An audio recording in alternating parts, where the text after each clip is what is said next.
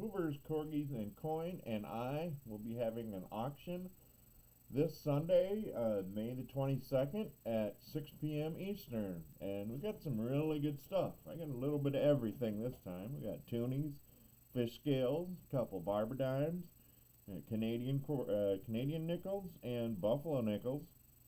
And we have some proof sets. And one of the nicer items is silver quarter United States proof set. And we get a really nice 1873 Newfoundland 10 cents, only 20,000 mintage. And the giveaway, end of stream giveaways, is 1879 Russia 5 kopeks.